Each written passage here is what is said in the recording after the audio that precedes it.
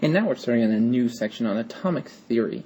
A new unit, new chapter, atomic theory. This first section, and who this guy is Democritus. I can try to spell it for you. Democritus, who was mainly just a philosopher.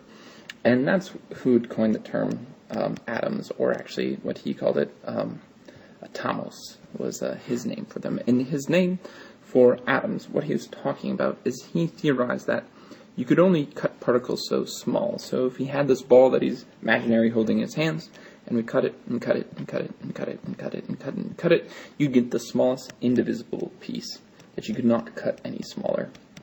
And when you got that indivisible piece, that smallest particle, well, that smallest particle he named atomos, because it means indivisible. So that you could cut matter down until you got pieces that could no longer be cut down, and those were atoms, what we currently call atoms. Now, this is just theory. This was a philosopher, so he had no scientific evidence to back this up. And really what they considered was that atoms were just the same. They're just kind of arranged in different ways. So really, we didn't have a modern atomic theory. Oh, there's another painting of Democritus. This is a crazy Democritus after his wild nights. I don't know what happened to his shirt or where he left it, but anyway. So we didn't have a modern atomic theory until John Dalton, who was a school teacher in the UK, who actually ran some experiments. And really, he just reacted things together, and he masked them, and then he masked them after the reactions. And what he theorized is that all matter was made of tiny particles called atoms. Now, he kind of expanded upon Democritus by quite a bit, because he said that there's different elements, that all atoms of a given element are alike, but are different from atoms of any other element. So, at the atomic level, at atoms, you could have atoms, say, of gold, and those would be different and separate than atoms of, say, oxygen.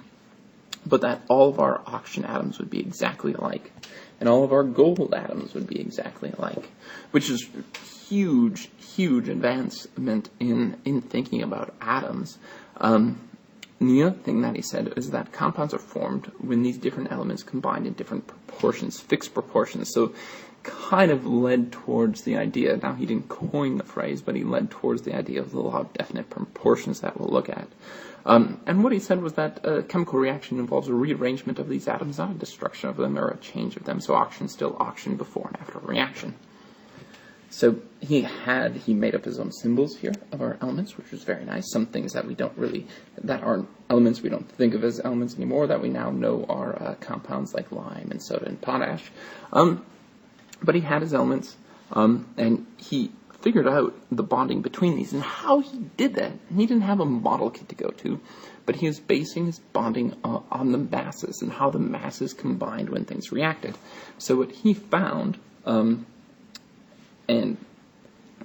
is that things always reacted in the same proportions. So what we call it now is the law of definite proportions.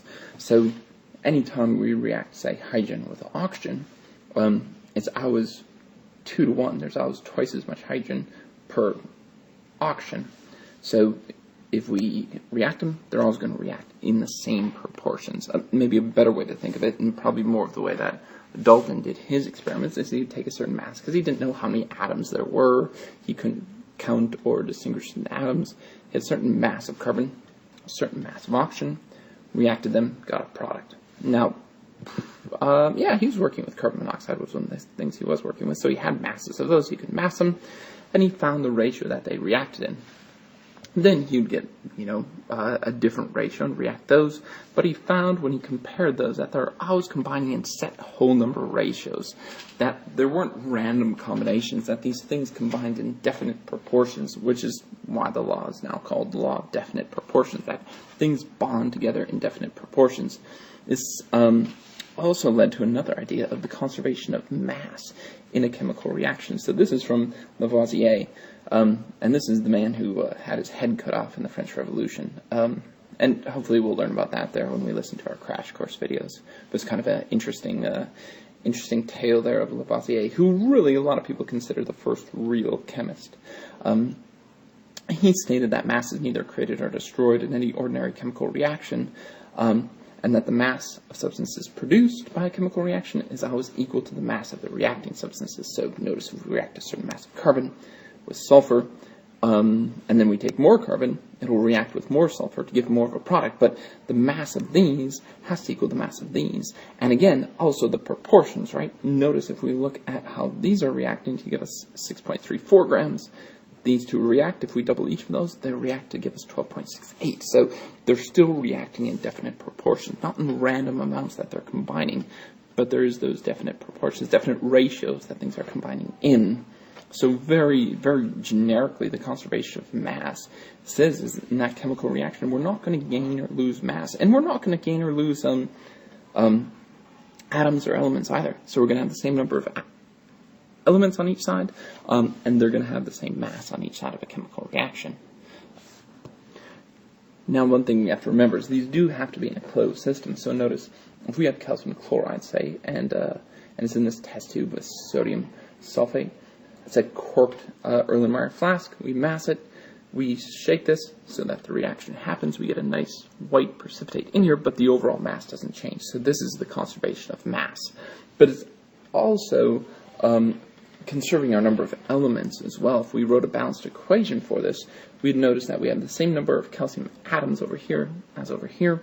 Same thing with our sodium and our sulfate. So we're not breaking down or destroying those elements that are there. They're just recombining in a new way.